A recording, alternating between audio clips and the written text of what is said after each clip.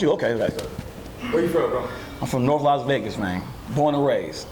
What neighborhood? States, regular States, 10 years, you know what I mean? That's North Town. And I moved to Mob Town, that's another 8 years, right by community college. Dope. So, bro, what inspired you to take on this music industry as you have? Well, you know what?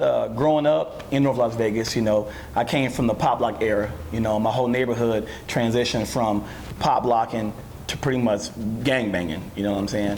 And when the whole gang bang thing came in the process, that's when everybody was, you know, start rapping and breaking and whatnot. And my brother, Prop, rest in peace, I used to follow him and my sister all the time, you know, try to copy them. And they both used to rap and dance. So they're the ones who got me into it, the Beastie Boys and everything else at a young age, where I started rapping in 2nd grade. I couldn't even write raps, so I was just freestyling in 2nd grade. Right. So, yeah. When did you start rapping? I started writing raps in 5th grade, but I started rapping in 2nd grade. I was rapping against 8th graders at St. Christopher, because that's the only people who could rap was 8th graders. So it was me against them every day. You know what I mean? Well, what was the music scene like when you first got started? Oh man, when I first got started, let me fast forward. When I first got started with nobody, it was like one rapper. What's his name? Wild Wiz. That was back in like 86, something like that. But later on, of course, the Stacy G's and everybody else started later on. So it was real small in Vegas. Everybody knew who pretty much rapped in Vegas. You know what I mean? Wow, right. Hard Rock Wiz, that's his name. Shout out to Hard Rock Wiz and Silky D. You know what I mean? Real back in the day. You know what I mean? That's what I need something that back in the day. So, far as DJs and radio personalities, man, who was hot back then as well? As a DJ, DJ Larry Lair, he was a big DJ because he's the first one in my knowledge to bring Def Jam artists to Vegas.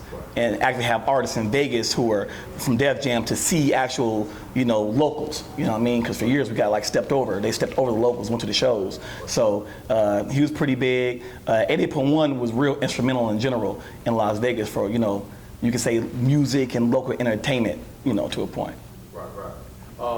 So what venues was popping back then, and what clubs was popping? Well, okay, when I turned 21 in that era, the Hop was the place to be.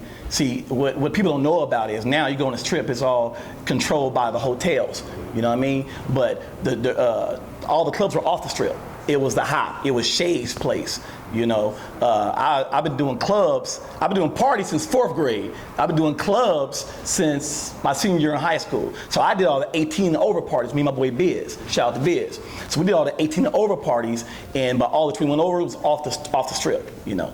And they had a lot of power. You know, that's what DJ Franzen, when he came from Oakland to Las Vegas, he DJ'd at the Hop. You know what I mean? And got to start at the Hop. You know what I mean? So the Hop was very instrumental in Las Vegas. You know what I mean? What got you into throwing parties, man? You said 4th grade. Yeah.